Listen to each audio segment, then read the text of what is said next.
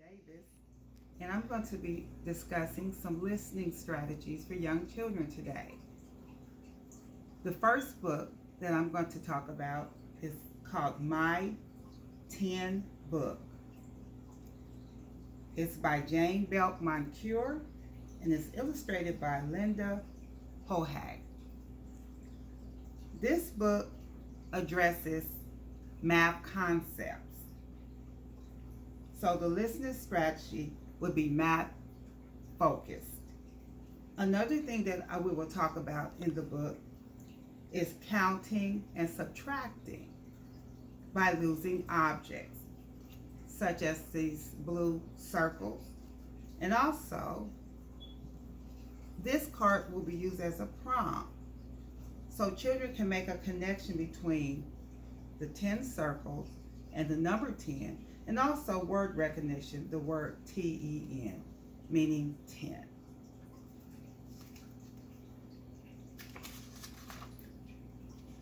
My 10 book. This is little 10. 10. 10. Little 10 lives in the house of 10. Let's count the rooms. 1, 2, 3, 4, 5, 6, 7, 8, 9, 10. It has 10 rooms. 10. 1, 2, 3, 4, 5, 6, 7, 8, 9, 10. The same as the 10 circles. Every day, little 10 goes for a walk. One day, she walks to her mailbox. She finds a letter. It says, "Dear friend, I have sent you 10 surprises for your birthday. Love, a secret pal." Soon a truck comes down the road. Guess what's inside? Little 10 takes the dolls for a ride in her wagon. But 3 dolls fall out. How many stay in the wagon? Count them. If little 10 has 10 dolls, we're going to take away 3 dolls. That's 1, 2, 3. How many does she have left? 1, 2, 3, 4, 5, 6, 7. Let's see how many we have. 1, 2, 3, 4, 5, 6, 7. Little 10 takes her dolls for a ride on her sled. 10. But 5 dolls fall off the sled. How many stay on? So let's count. If 5 got off the sled, let's count the 5. 1, 2, 3, 4, 5. 1, 2, 3, 4, 5. So let's see how many fell off. 1, 2, 3, 4, 5. So 5 fell off and 5 stayed on. So let's count all the blue circles to see how many dolls that she have. 1, 2, 3, 4, 5, 6, 7, 8, 9, 10. So 5 plus 5 equals 10. At Easter time, little 10 makes an Easter basket for each doll. So far, she has 8 made. How many more does she need? Okay, she has 8 that she's made. So let's count to 8. 1, 2, 3, 4, 5, 6, 7, 8. So how many is left that she needs? 1, 2. So 8 plus 2 equals what? 10. The number 10. Then she hides Easter eggs for her dolls. How many has she hidden? Okay, if she hides all the Easter eggs, how many blue circles do we have? 1, 2, 3, 4, 5, 6, 7, 8, 9, 10. So she's going to hide 10 Easter eggs for her doll.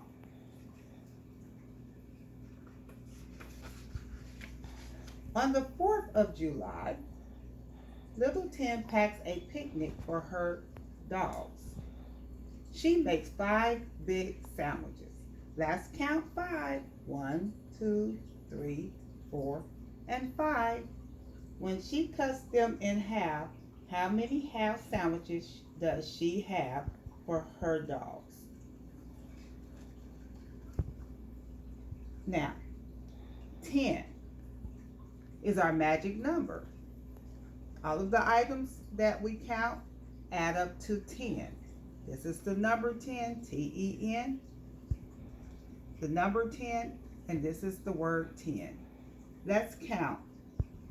If she cut them in half, let's count the sandwiches. 1, 2, 3, 4, 5, 6, 7, 8, 9, 10. So here we go. 1, 2, 3, 4, 5, 6, 7, 8, 9, 10. Then she cuts 5 big apples in half. Does she have 10 pieces? Count them. 1, 2, 3, 4, 5, 6, 7, 8, 9, 10. So our magic number, let's stop and go over our magic number. Our magic number is what? 10. There it is. That's the number 10. And that's the word 10, T-E-N. So this 10 also means this 10. And when we count all of the pieces, 1, 2, 3, 4, 5, 6, 7, 8, 9, 10. We end up with 10. We have 10 circles. We have 10 pieces. And this is also the word 10. On Halloween night, Little Tim has a funny mask for each doll to wear. She puts masks on 2 dolls. How many more dolls need masks? So if 2 dolls have masks, let's take 1 circle, 2 circles. We're not going to count these 2 circles. We're going to count the rest. So let's count the rest of the blue circles. 1, 2, 3, 4, 5, 6, 7, 8. So these 8 circles, she needs 8. And if she adds 9 and 10, which is 2, she will have how many? She will have the number 10. She will have 10 circles. So she already had 2.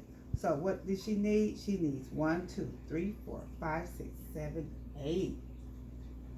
The 10 masked dolls go to a friend's house singing, trick or treat. 7 dolls go inside. How many stay outside? Okay, so if 7 goes inside, let's take away 7. So let's count. 1, 2, 3, 4, 5, 6, 7. So that leaves how many? 1, 2, 3. Does this 3 match your 3 circles?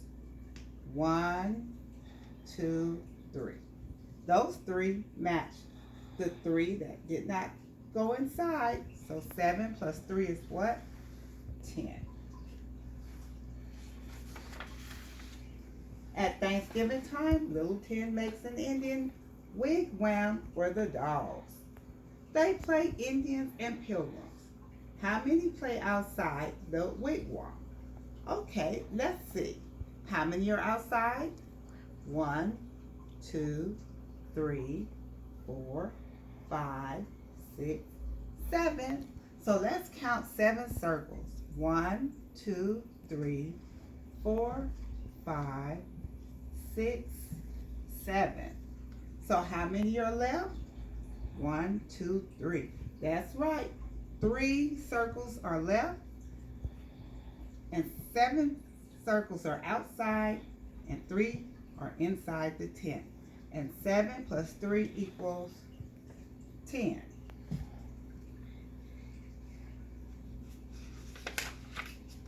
At Christmas time, little Tin hangs a stocking for each doll. How many more does she need to hang? So we know that Tin has 10 stockings. She has 10 dolls. So if she needs to have 10, how many does she already have? 1, 2, 3, 4. 1, 2, 3, 4. She has 4. So let's see how many are left that she needs to hang. 1, 2, 3, 4, 5, 6. She needs 6 because 6 and 4 are 10. How many dolls help decorate the tree? 1, 2, 3. 3 dolls help decorate the tree. There's 3. Where are the other 7? 1, 2, 3, 4, 5, 6, 7. That's 7 circles. So 3 are making the tree, and the other 7 they're hiding. So 7 plus 3 equal 10. They are wrapping a gift. Guess whose gift? On Christmas morning, who gives 10 dolls one great big hug? Here's 10. She gives all her dolls a hug. So let's count how many dolls did she hug? 1, 2, 3, 4, 5, 6, 7, 8, 9, and 10. Okay, I'm going to ask the children at the end of the book some questions. I want to know how many circles do they see? 1, 2, 3, 4, 5, 6, 7, 8, 9, 10. Do you see 10 anywhere else? And I'm going to show them this number card. And I say, what is that? Is that 10 is 2? Yes, that's 10. There's 10 circles here as well. 1, 2, 3, 4, 5, 6, 7, 8, 9, 10. What is this word right here? This word is 10. And 10 also means there's 10 blue circles, and there is the number 10. So the children's math focus is that they have learned how to add and subtract by using objects with blue circles. They have also learned how to recognize the number 10 in written form, and also the word 10, T-E-N, and also how to count 1, 2, 3, 4, 5, 6, 7, 8, 9, 10. And this concludes my math focus book, My 10 book. The next book that I will be reading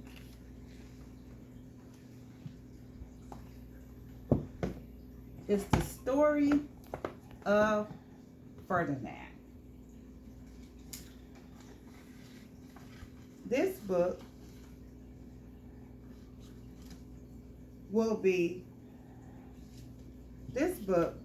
Ferdinand, will be vocabulary focused. And it would also, the key words for this book is bull. Here's a picture of the bull, and here is the word next to the bull. And also, this literary word that I'm going to use is Ferdinand, because Ferdinand is the main character of the book, and he is also a bull. So I want the children to recognize the word Ferdinand and understand that he is also a bull. Here's a picture of it. So when I see the word bull, I want the children to respond by raising the bull in the air. I also want the children to show the bull when they hear the word Ferdinand, because that is the main story is about the bull whose name is Ferdinand.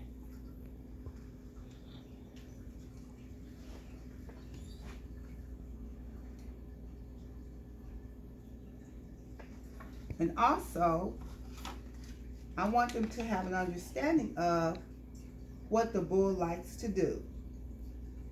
The main thing that the bull likes to do, he likes to sit up under a tree and smell flowers. But he's a bull. So this story is going to be called The Story of Ferdinand. It's by Monroe Lee and is illustrated by Robert Lawson. Once upon a time in Spain, there was a little bull, and his name was Ferdinand. Ferdinand.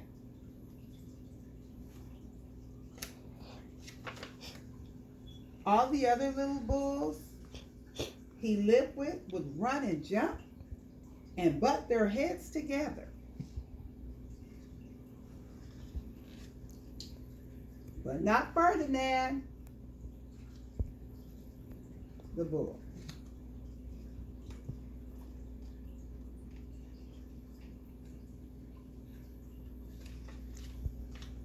He liked to sit just quietly and smell the flowers. He liked to smell the flowers.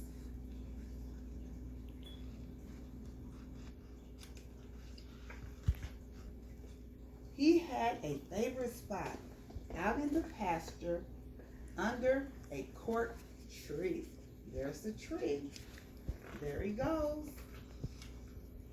It was his favorite tree, and he would sit in its shade all day and smell the flowers.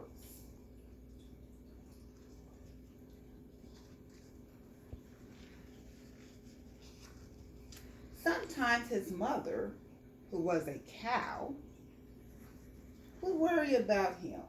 She was afraid he would be lonesome all by himself out there under that tree smelling the flowers. Why don't you run and play with the other little bulls and skip and butt your head, she would say. But Ferdinand, the bull, would shake his head. I like it better here where I can sit just quietly and smell the flowers. His mother saw that he was not lonesome, and because she was an understanding mother, even though she was a cow, she let him just sit there and be happy under that tree, smelling those pretty flowers. As the years went by, Ferdinand, the bull, grew and grew until he was very big and strong. Wow, got really big there. All of the other bulls who had grown up with him in the same pasture would fight each other all day. They would butt each other and stick each other with their horns. What they wanted most of all was to be picked to fight at the bull fights in Madrid. But not Ferdinand, the bull. He still liked to sit just quietly under the cork tree and smell the flowers. One day, 5 men came in very funny hats to pick the biggest, fastest, roughest bull to fight in the bull fights in Madrid.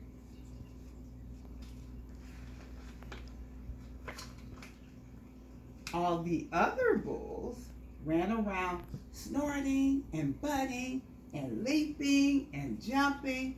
So the men would think that they were very, very strong and fierce and pick them. There they are. They're the bulls.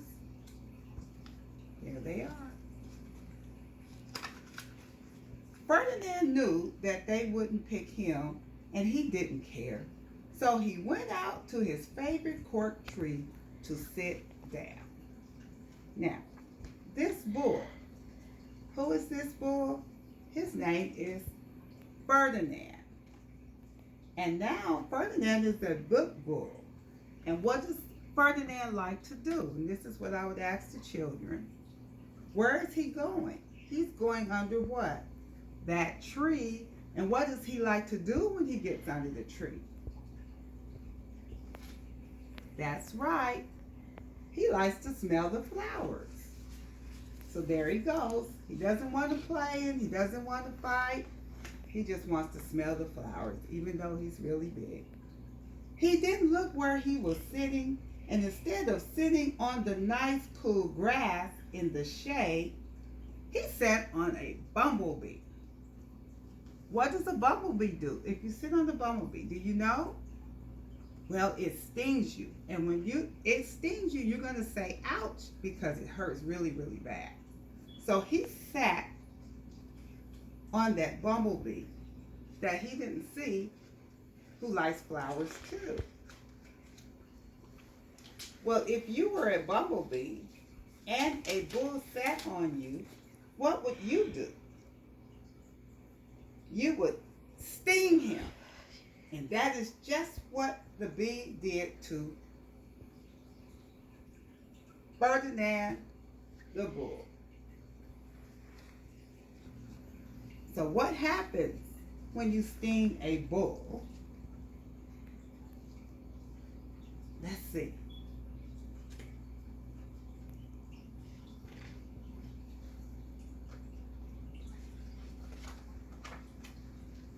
Wow.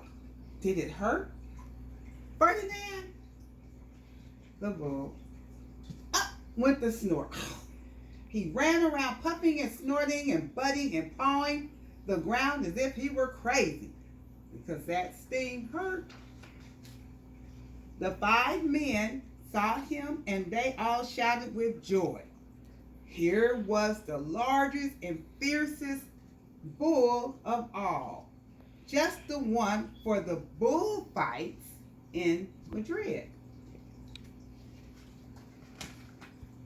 So they took him away for the bullfight day in a cart. What a day it was. Flags were flying, bands were playing, and all the lovely ladies had flowers in their hair.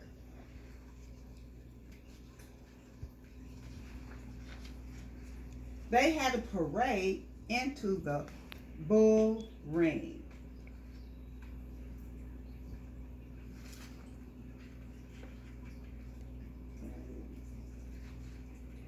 See if I can get that open.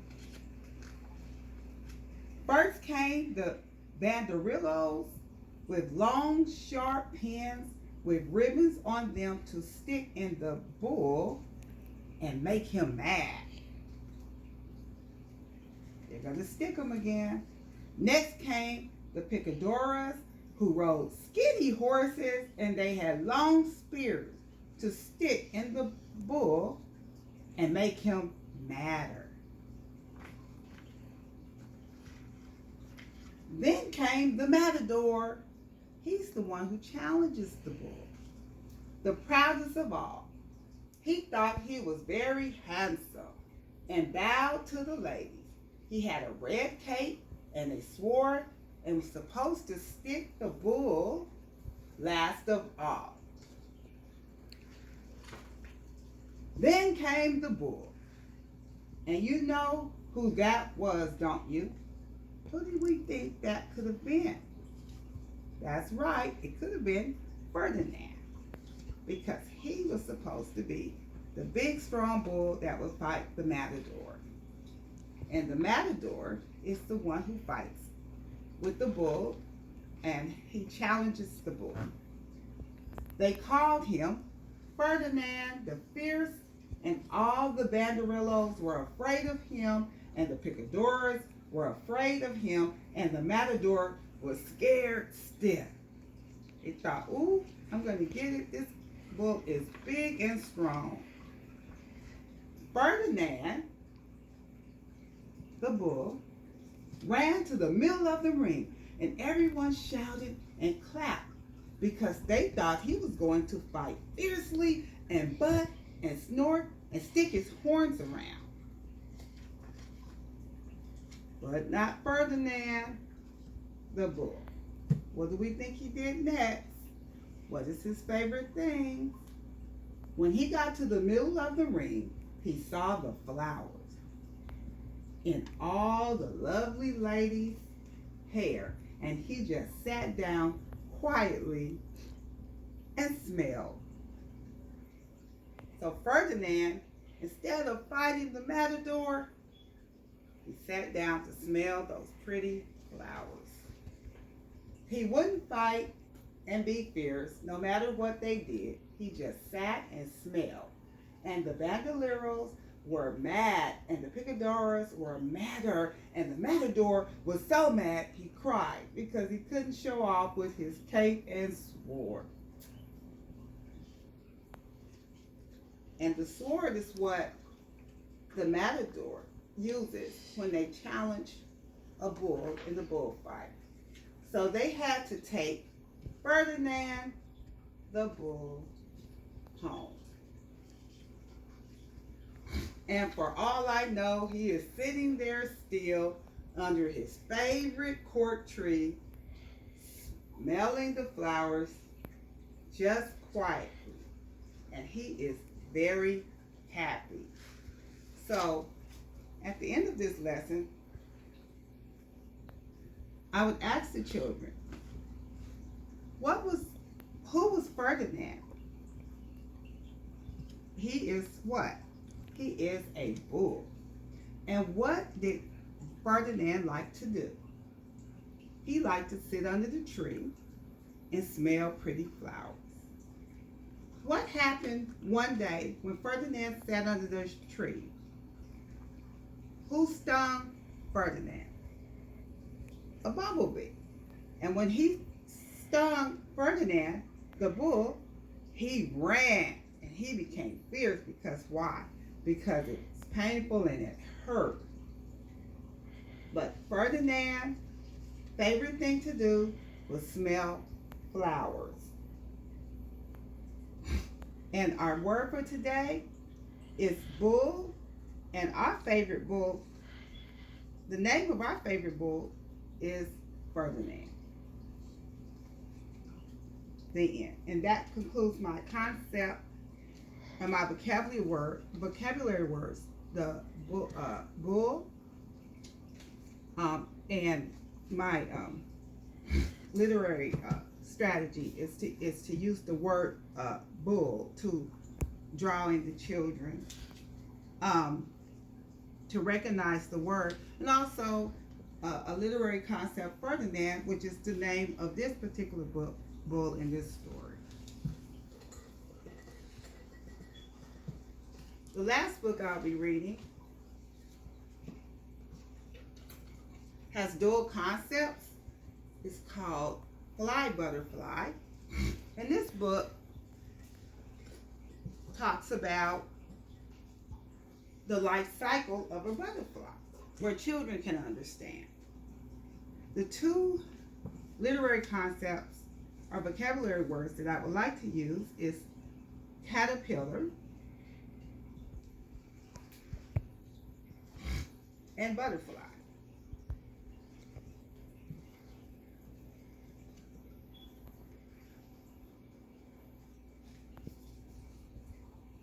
This book is by Bonnie Bader. And what we want to do is we want to show how the butterfly lays an egg and how that egg develops into a caterpillar and how it forms a cocoon shape and turns into, like its mother, a butterfly and flies away. So that's what we're going to be talking about today. Fly butterfly.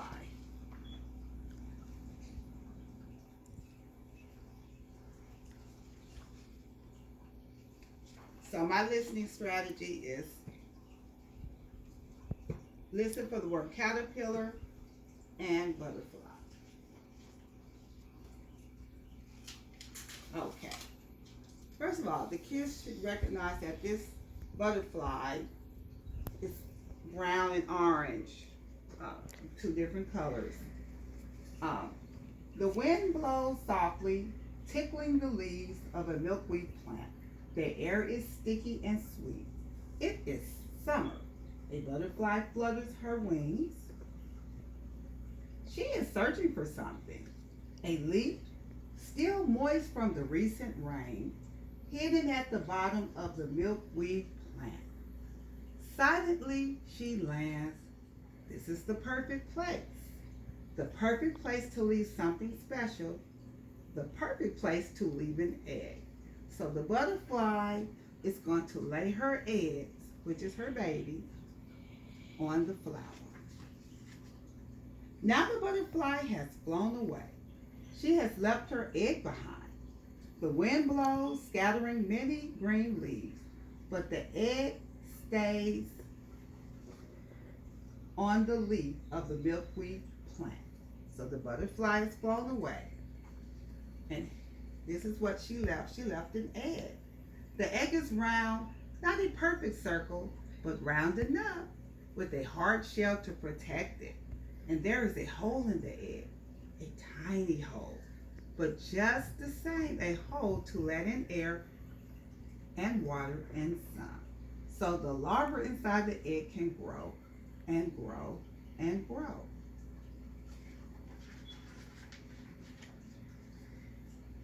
Now the larva has 3 pairs of legs and a jaw that is very strong.